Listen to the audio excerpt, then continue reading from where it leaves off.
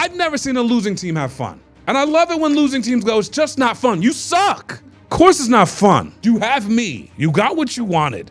You got the real Mark Mead. I'm not a big, like, let's protect ourselves against everything guy. I'm like, let's see the good in people and let's see what they show us back. This fires me up. I'm more of a nurturer by reality, baptism by fire.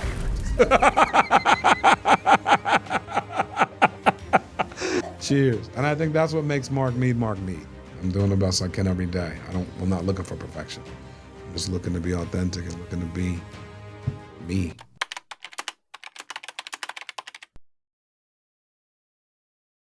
Success is interesting because the very successful people don't, sometimes it's a sobering moment to realize you're actually successful because you're realizing it in the eyes of a large percentage of people that are not successful. But you want to work to not read your own press clipping, if that makes sense. Like if I look at Tom Brady or Michael Jordan or Derek Jeter or Peyton Manning, as I watch their careers, they're chasing championships. But as I watch them in interviews throughout their career, they'd have gigantic milestones and just shrug their shoulders. Because tomorrow they know if they don't put in the work, what they just did ain't gonna matter. Now, the huge majority of society is like, oh my gosh, look what you've done. It's amazing. You can't listen to that. You cannot listen to that. So the most successful people keep telling themselves they're not successful because they can't afford to read their own press clippings, even though 95 to 99% of the people are like, are you serious? I just got to do the process tomorrow. I have to do the process tomorrow, or this is going to elude me, guaranteed. And so it's hard to answer the question because although I realize success has taken place, the humility of, if we don't keep doing this, it ain't gonna be here. And then like, what do I need to teach my kids? And how am I permeating success? When does success become bigger than just what I can get? You know, when do we get to impact? When do we get to serve the people? When do we get to making sure that other people are put in real dominant positions too? Because you can't become successful unless you do that. And by the way, if you want to permeate and continue success, the first taste of success is just like, it's euphoric, but then it's just like whatever. You have to bring a bunch of people along for the journey, or I don't know how you can call it fun. And so my wife was talking about my son's basketball game the other day, and she's saying, at halftime, it looks like, I love what the coach is doing because it looks like they're really having fun. I said, they dominate everybody. Winning is fun. Let's show that we're not. She laughed so hard because I've never seen a losing team have fun. And I love it when losing teams go, it's just not fun. You suck. Of course it's not fun. But when you're winning, it's fun. And when it's fun, let's permeate success. Let's permeate what it looks like to win. And that's, to me, bringing a bunch of people along with you. So at halftime, when they're having so much fun, it's because they're up by 20. And I think they'd be having less fun if they were down by 4. Not because they're not good, but they're locked in. And so you kind of got to figure out, like, how to continue success. How to get successful, sure. I don't think that means much. And the best don't work really hard not to read their own press clippings if they want long careers impacting people.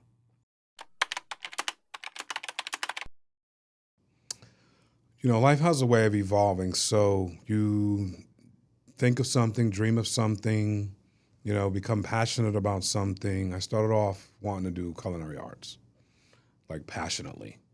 But I had this business gift to flip things. And so culinary arts was like my day job. I'd get jobs in kitchens. I started off as a dishwasher. I started off in kitchens, banquets, and I was 16, 17 at Seton Hall University serving the school. with them as they're opening up everything imaginable, from the Bears Stadium to, Fairleigh Dickinson Madison and Fairleigh Dickinson Teaneck, and as they're taking a lot of New Jersey territory, the jails, and this entity started buying up a lot of stuff. And the same thing they did at Seton Hall for all the students, food-wise, they did in other universities or other places. And I became a key person who could recruit people. I used to recruit my friends, and on weekends, they'd have these huge events, and they would need people who could serve. We'd put on these green gourmet dining shirts, and we'd go out and we'd work the campus, or we'd work this, or we'd work that out, or we'd set this up or set that up. And so, did I imagine that I wasn't going to be a chef at that moment in time? No, I did not. I thought I was going to be a chef. And so I went to culinary school, and I, got in a couple competitions and started working as a line cook and blah, blah, blah, blah. The point of the story is like dreams and aspirations morph and have the right to change. So September 11th, 2001 was kind of a change for me. I did my internship at what used to be a 5-diamond property in New Jersey, not too far from here, called the Short Hills Hilton. And they had the best brunch in New Jersey. This is the spring of 2001. I'm on my internship. I got an A. First time ever, I got a 4.0. And I wanted to be a good student after that. I went back to school, and I loved culinary. I still wanted to work in some of the best kitchens in Rhode Island. And, 2 weeks after I got back to school, September 11th happened. And at that time, what was a robust kind of interview process in the end of August into September, where I had options of restaurants I could work at, money really wasn't the same after that. Like, people weren't really going out as much. A lot of people lost money during that time, and it changed. Yeah, I think the 4.0 more changed what I was going to do. I was going back to school on the business campus, and I didn't want to just work I didn't want to just work and not get good grades or get a 3.0. I wanted to get another 4.0. And so the restaurants wanted me to come in 8 a.m. to 12, prep my station, go to class, come back at 5, work. And it was like, I don't know if I can do that. I don't know if I can do that. And so September 11th shifted that. I went more into business, and right there that's the first thing that morphed. So I started leaning on my sales skills and my hustling skills, and I went to school. I finished my bachelor's and got it in marketing and got into sales outside of college. So to answer your question, did I think I'd be here? No. I mean, life has a way of throwing different things at different times that change the way you think. And when I was 20, I couldn't think of doing anything but culinary. But when I turned 21 and a half, if you will, I couldn't think of doing anything but being in a position to not work holidays, nights, weekends, for the rest of my life, or until I was 30-something years old, having kids and a wife and things that looked like my future would be. So business was always in me. What kind of business? I don't know if I always knew that. I come from a large family. I got, 5 brothers, 2 sisters. I always dreamed that, I guess through all our struggles, my dream was that I wasn't going to struggle, which became, I'm going to win at all costs. When you come from a large family and struggle, and you are ambitious. It's a big family with a lot of ambitious people. So my dream was I wasn't going to struggle. I didn't know how that was going to work. I just knew I was willing to work for it, and I knew that I was willing to put myself in environments where I can learn. So I always dreamed. I'm always a dreamer. I'm always a dreamer. I'm always dreaming. I'm dreaming now for things, right? And so I always believe that you can truly build what you want in life with hard work, gratitude, and the right morals and values, like the right morals, values, and ethics. I think If you're doing it with the wrong morals, values, and ethics, it's going to come get you, and the thing that you were dreaming about is going to crash. If you're doing it with no work ethic, it's never going to happen. And if you're doing it without dreaming, it's going to happen by happenstance. And so, the dream is the big idea. It doesn't always mean you'll get to the big idea. It just means that the dreaming sets the blueprint for success. It's what starts the architectural process. It starts the drawing. No dream, no home. Make sense? And so as I started dreaming about what I want and where I want to be, it never goes the way you want. Never goes the way you want. And it's definitely not without strife and challenge. But did I know I'd be where I'm at today? No. Success for a long time was just money.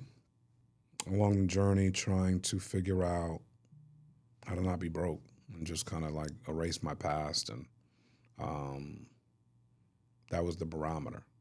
And then I met Christ and realized, like, all right, there is a bigger thing at play here. And then there is a bigger, much bigger thing at play. And this is a lot bigger than me and how broke I am or how much I want or what I think I should be doing on Memorial Day weekend or 4th of July or Labor Day weekend or Christmas, right? It's not like, what vacation I should be on or, how relaxed and chill it should be, which all represented money to me at one point in my life. And then it became about, once I really got the message, which took a while, I was like, all right, you've made money in your life. Like, you've had seasons of making money, but it just halted for 4 or 5 years where I was just washing what came in and what was going into what was coming in. And I realized that over time, there's a scripture that says, what good is it if a man gains the whole world and forfeits his soul? That was a little later on in life, but I got it. I think there were phases of like, okay, what are we doing? Why are we here? What do we want to do? And so personal success kept morphing. Professional success kept morphing. I remember selling my business, and I remember doing a victory lap. The day it was announced, I was emotional. I got in my car, I rode around, and just reflected on like the grind and how real it was, and thinking, you're 39 years old. Like, what are you going to do? And realizing like, oh, wow, it really needs to be about bigger impact, more generosity. Having my 40s decade be about legacy and impact and generosity and giving back and giving and helping people. And that's how you keep moving the needle. That's how you keep moving the goalposts on yourself. And like that was redefined professional success. Because the business was sold. The money hit the account. Like, okay. I mean, we didn't, to me, how do you make it? Like, you made it. Made what? Like, what's next? Like, how are we doing this? What are we doing? Where are we going? Who are we helping? How are we going to impact? What are we doing? There was a scripture in the Bible that hit me really hard, and it was like, it was in Corinthians, and it was, God gives seed to the sower. That's what this whole podcast came about. God provides seed to the sower. And I've heard that before, and I've heard the revelation of that, and it's like, okay, what is that?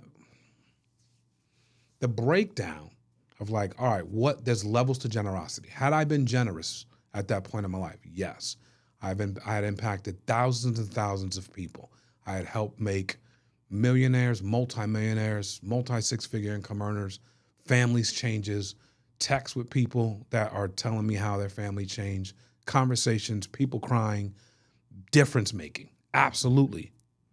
But there's levels to everything. So that means there's levels to generosity. So if God gives seed to the sower, the revelation that I kept having was, if you're willing to to put seed in the ground, then he'll just keep giving you seed. The challenge for me was, are you willing to continue to put seed in the ground? And then at what rate will you do it? Because the rate you'll do it is the rate he'll provide the seed. And so in a selfish mindset, you go, nah, man, I'm just going to keep the seed I have, and I'm going to do what I can with the seed that I have. In a stupid generosity mindset, like just crazy generosity, it's like, how often can I put seed in the ground? Right? When I'm building my life insurance agency, it's like, we know what the ratios were. We know if we can recruit 10 people, we can get 2.5 of them to stay, right? So how fast can I recruit 10? If I want to build a really big agency, how fast can I recruit 10? How fast can I recruit 10? 100 equals 25. 1,000 equals 250 agents. Okay, how fast can we do that?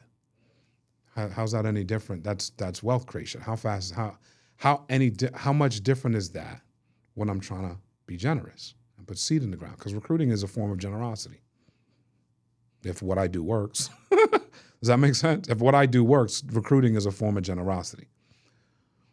But how fast can you put seed in the ground? Because that's how fast the seed's going to come. And so I got into this place where it's like, this is so much bigger than me. And to the point where I can't even fathom how big this is, how big this could be. And so it just created this different kind of seed in me, this different kind of birthing in me that just made me want to just do so much more. But just because you want to do more doesn't mean it doesn't have to be structured, and doesn't mean it doesn't need the same foundations and pillars that you had when you were building your business. So when I think about personal success, I think about my kids. You know, I think about, I have 2 kids. I think about my marriage. I think those are the most important relationships in my life. And I think about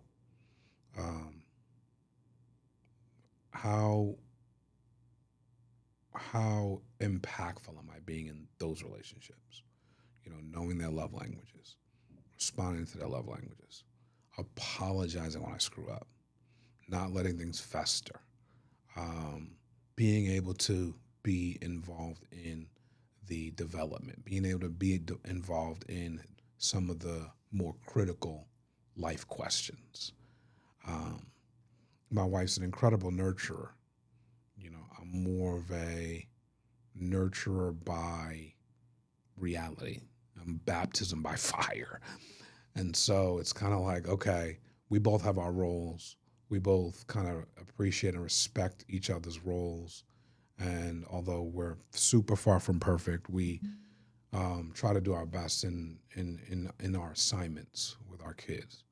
And then certain things need to be said just from my wife, and certain things need to be said just from me.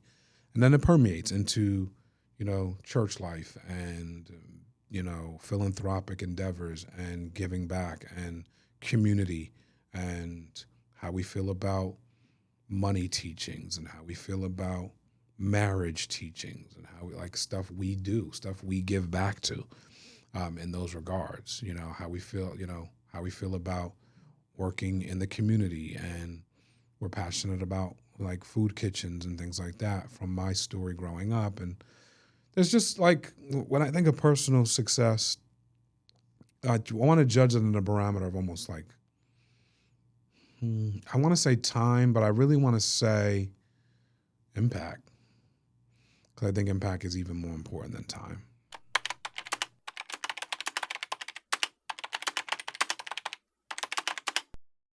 So when it comes to relationships,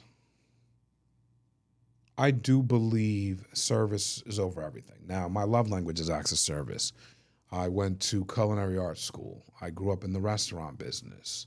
The school I went to was the #1 hospitality school in the country. I mean, like, service has really been etched in deep into my life. I'm probably one of the biggest food critics. My wife used to hate when we went on dates when we were newly married or newly dating, because I was so critical of the restaurants because of service. Now, I was equally critical on the good side. I know critical sounds bad only, but I was equally critical on the good side when it was exceptional. And as a culinary student, I took my last money to go to restaurants, to develop my palate, to develop my feel of ambiance, to see what, excellent service looked like, and, what different forks and knives and spoons and wine glasses and champagne flutes, and what is it all about? So yeah, I am a real student of service, but when that comes out of me, when that goes into me, it comes out of me. And so the idea behind service coming out of me bleeds in a relationship. I think it's one of the number one things in any relationship. Why would anyone want to be in a relationship with you if you can't serve them? That could mean I'm super funny. That could mean I got a friend of mine, we get together. I never laugh any harder than when I'm with this guy. And that's life-giving to us. Now, obviously, we have a ton of chemistry that allows for that kind of laughter to happen, but we would never not get together without that. I don't even know how that would ever happen. And so that we're serving each other, right? It's not just about forks, knives, and crystal plates or china. It's definitely about service. So when I think about business and relationships, people don't even do the bare minimum in service. I went to a restaurant the other day, probably a couple weeks back, and I'm just trying to kind of speed through. It's not a fancy joint, whatever. And I order a burger and fries and like water. And I'm just trying to get back to the office. And I'm like, it's good. Like, I like what I'm eating. And then there's a hair that is inside the burger. And I ain't got a lot of time. I let them know there's a hair in it. I take the hair out of my mouth and put it on the plate in front of them. And it's like, I can't do this. She comes back to the thing. She says, would you like another burger? I'm thinking, no, I'm okay. I just kind of need the check. I'm not even like mad. She comes, brings the check, and she goes, I took off the burger. I'm like, do you know how much that sucked? You took off the burger? You took off the burger? Now, I'm no longer the kamikaze in the restaurant because I had to calm down because my wife was just over the years. But like, what do you want me to do with that? It's got to be a $30 check. You don't comp the whole check and try to get me back in the restaurant? You took off the burger? That's cool? That's below the bare minimum. Like, that's a disaster when it comes to service. I would never build a relationship like that. I would never take off the burger. I screw up the burger. You came for the burger. You don't eat the burger because you can't eat the burger. And oh, by the way, don't worry about it. I took off the burger. I'm like, I would never build a relationship like that. I would screw up the burger. I'd find out what else they would even have an appetite for. I would have the chef rush it without them even knowing. I would get the check. I would take the check, erase the check, and then I'd give them a gift card, overly apologizing to figure out how I can get them back to the restaurant.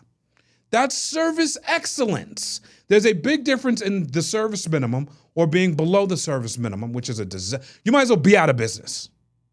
Now, the food's really good, so I guess they're allowed to stay in business doing that. And some people get away with I'm not a fan of getting away with stuff. Let's out-service this thing. Let's outwork this thing. And I think that's how I look at relationships in business. I just want to bring value. I'm not going to let you walk all over it. I didn't say that. I just said, we screwed it up, dude. Now, we're all going to screw stuff up in business and life. I'd rather not screw it up. I'd rather usher you in, get you everything in a timely manner, check on you, see how things are, hope you love it, and hope you come back. I like that too. When I was in Italy, the one guy, he had this restaurant. It had a lot of reviews. You want to know I had a lot of reviews? Because before you left, he said, could you review this on Yelp, please? Made sense. Had 2,100 reviews, and it's this little hole in the wall in the middle of Venice. So it's kind of like he was willing it. But he also knows people come from all over the world, and the only way he's going to stand out in front of all of the same kind of quote-unquote restaurants, I don't know what the difference is. You might know what the difference is. It's Italy. But he knows that what stands out are high reviews. And so when you're comparing one to the other, people might walk an extra 3 blocks because of the review count. He's no dummy. And then he comes around in the middle of lunch and brings out extra portions for people, and brings it, has a little tray in his hand and starts handing people extra stuff. He was a little bit of a beast. Like, he was a little cantankerous, but you laughed through it because of how well they handled the service. And so that's how I view service in business, and that's how I view service in relationships. Early on in business, yes should be your favorite word. I think, especially today, no is people's favorite word. I don't think that's going to get you where you want to go. I think there's enough content out there that, you got to learn to say no. But I think early in business, you better learn to say yes. You need to be excited about the opportunities you're given. You need to have your hand raised for opportunities that you're getting. You need to continuously say yes. It's the only way to get real meaningful experience. And it's the only way for someone who has an opportunity to elevate you to see it and do it. Now, we're in an age where a lot of people are elevating themselves, and congratulations to you. As you're elevating yourself, you're dealing with different people of higher stature and maybe higher influence. Because if you're good enough to get yourself in some of these rooms, great. When you get into the room, there's people that are moving things in certain ways. I'm still saying yes to things. I still want to, again, I'm saying it like you have an opportunity to take as much advantage as possible of opportunities you get, and smile and feel like you get to do this, not I have to do this. And then when you get an opportunity, crush it. You almost need to look at opportunities. This fires me up, because you have got to treat it like there's only a little bit of meat left on the bone and 3 people are vying for it. You don't have to be mentally aggressive. You don't have to be verbally aggressive, and you don't have to be physically aggressive, but you better be mentally aggressive. Like, you better understand the stakes.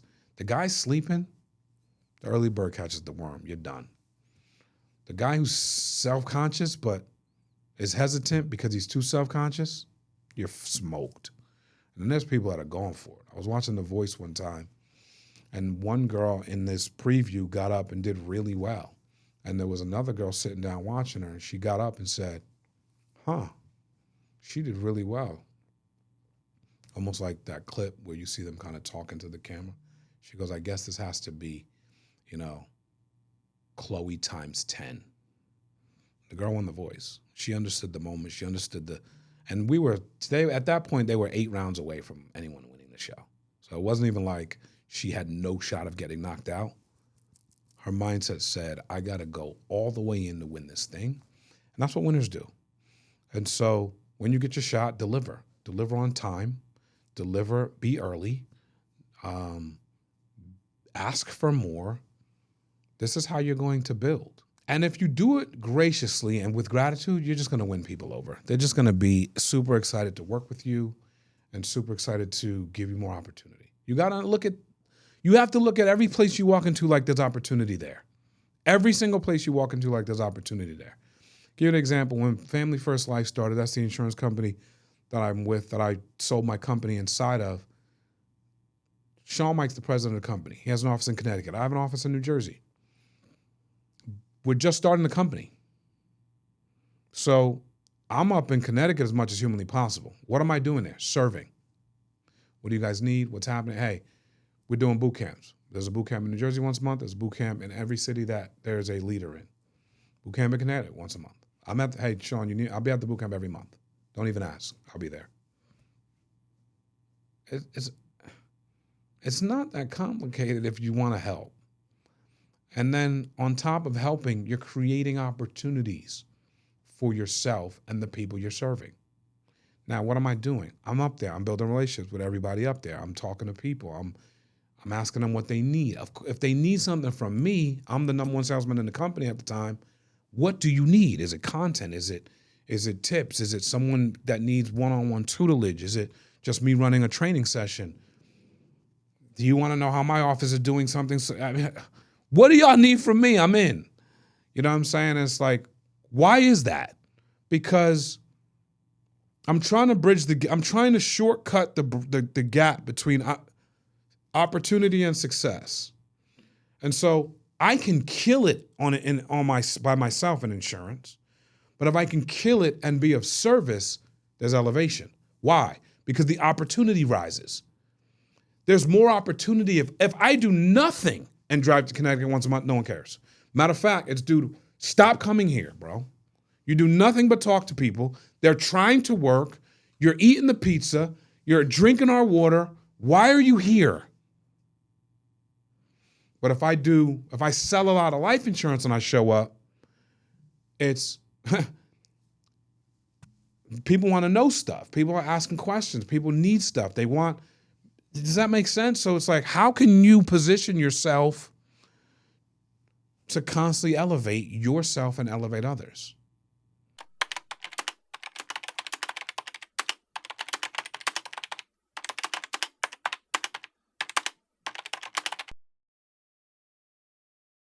In business, you have all different kinds of people you're interacting with, you're communicating with, and there's three things that I try to look for in business to try to reach down and help someone move faster or protect myself against. Number one thing I'm looking for is how grateful are they? Where's the appreciation levels? If I can never help them, or if I never helped them and my intent was to, that means that's their view on life. They're not appreciative for anything.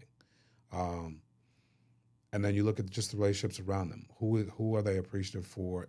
Colleagues, business partner. Where's the gratitude? Is it there? Is it not? It's not hard to see it ever. It's because the people who are grateful, it just oozes out. The thanks, and I appreciate you and thank you, and it just comes out of them. You just cannot. It's simple, so you won't ever be confused by that. Either it'll come out of them or it won't. So that's very easy to find. It's a C, not find C. Second thing is, do they have work ethic? Are they working? I don't care how grateful you are.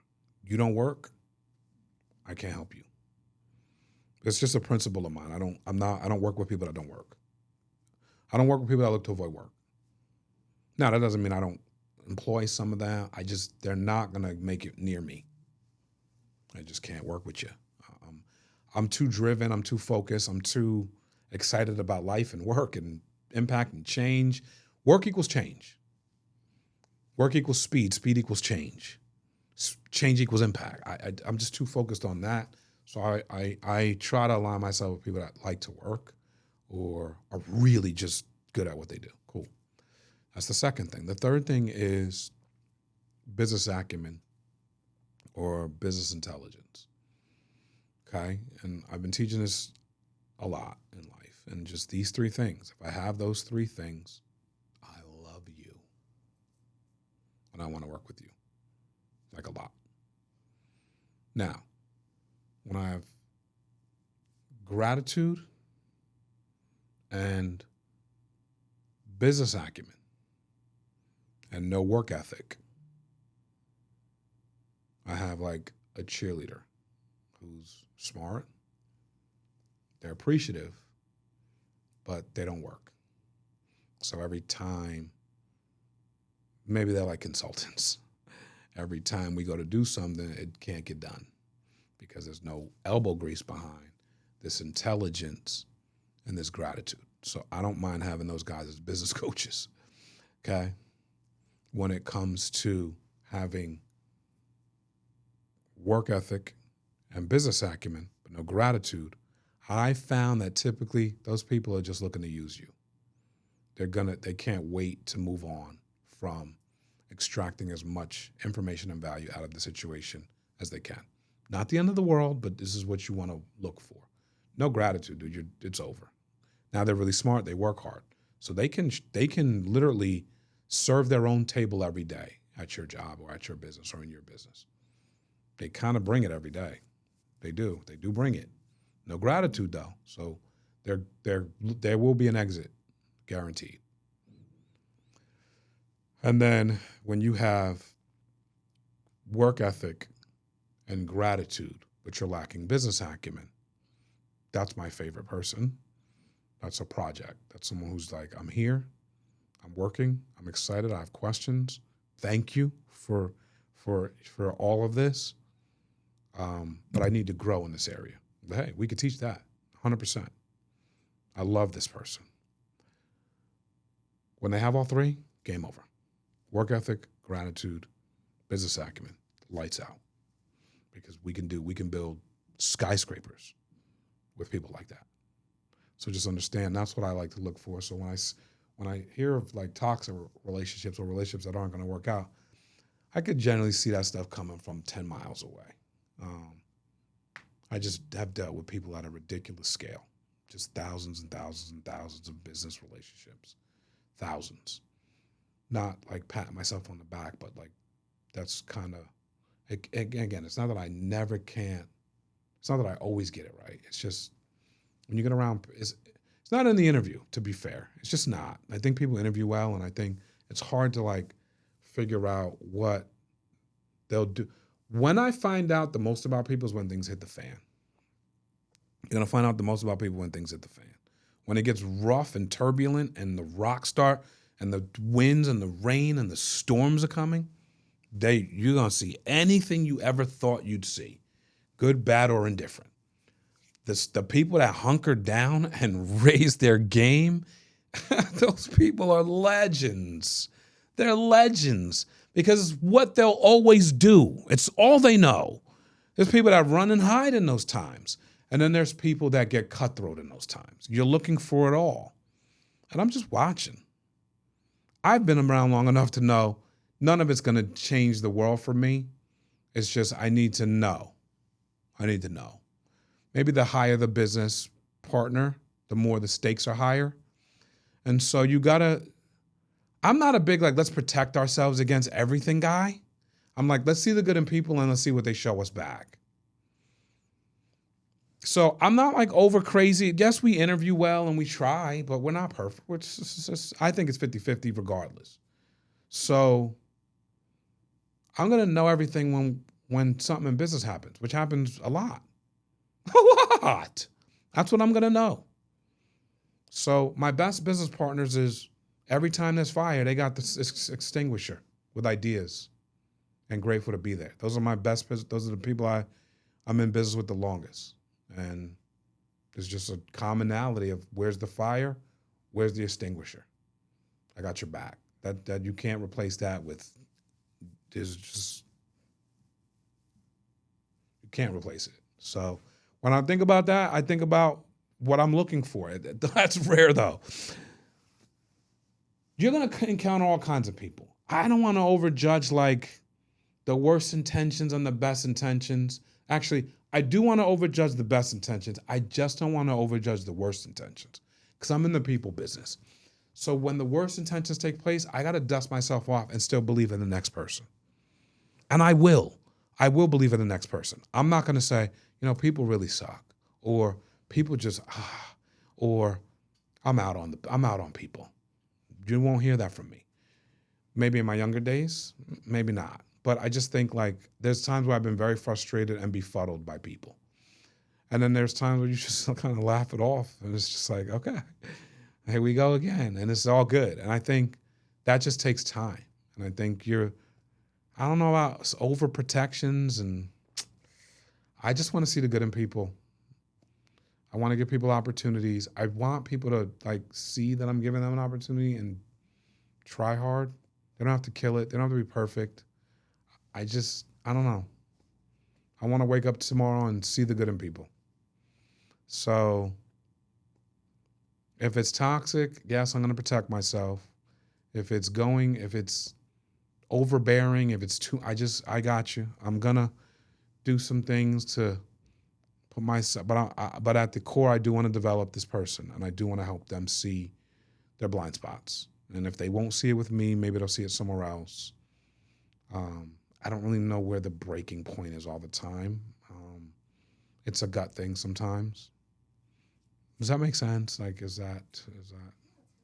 You actually put two questions. If you could form a business relationship with anyone dead or alive, who would it be and why? I want to give you one answer because that's kind of what you're asking me. But I could definitely put a few people in this position. Um, God, jeez, you know, for a second I was gonna say Mother Teresa, but then I thought about Jesus, and I'm like, how did he do? How does he do what he does? How does he turn the other cheek as much? How does he over? Uh, how does he teach the way he teaches? How does he, you know? But then it's God, so it's like, all right, maybe we should just use someone else. But I think the grace, the love, the patience, the care, the kindness, the empathy, the ability to just shower is like, whoa. And so if I could sit at someone's feet, that would be pretty cool. Um, I think of Kobe Bryant because of that Mamba mentality. I just think his legacy has grown 100-fold since his passing, 1,000-fold. I didn't even know there was that much content out on the man that you see just scrolling through your feed. Again, that Jordan Kobe mentality of like, I'm coming for you and I'm coming until you can't breathe. I know that sounds morbid, but I think like the idea behind I'm just coming every day. There's nothing you could do about it. I'm not playing in the park basketball in Harlem. My sister used to go to school and dance theater of Harlem, right on 125th. And I'd go to the park, and that was a different level of kid that was playing there. Um, and I remember playing as one kid, just unrelenting defense. You could try anything you wanted. He was going to be on your body. And I'm thinking, I hate this kid. But I'm thinking, he's just here. He's just going to keep coming.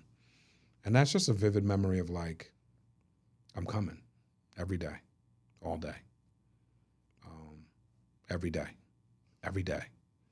You know, Dave Anderson, who's a great mentor, speaker. Every day means every day. Ed Med. I'm coming every day, every mother freaking day. And I think just a fragment of the Mamba mentality. I don't think I'm Kobe. I'm not confused. I think what he was able to do with that mindset, it's inspiration to me. Um, but every mother freaking day. So it's Kobe. Or Jesus. Or Jesus. Or Jesus. Cheers. And I think that's what makes Mark Mead Mark Mead. It has both. And like I'm doing the best I can every day. I'm not looking for perfection. I'm just looking to be authentic and looking to be me and just trying to get better every day. So love y'all. Appreciate y'all. God bless.